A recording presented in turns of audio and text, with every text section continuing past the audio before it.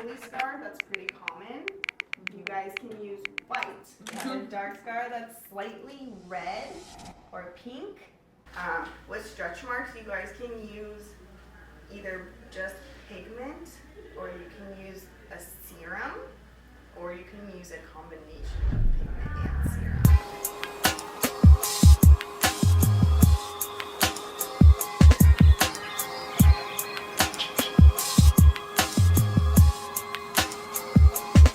I bet you wish that I was still right there. Used to live right there. Now I'm everywhere. Got big everywhere. I'm so debonair. I'm a millionaire. I act like I don't care. That's cause I don't care. And this has 45 needles in it. Holy moly. So see, it's 2 rows. Would that be good for like vitiligo? This would be good for really, really crazy deep stretch marks.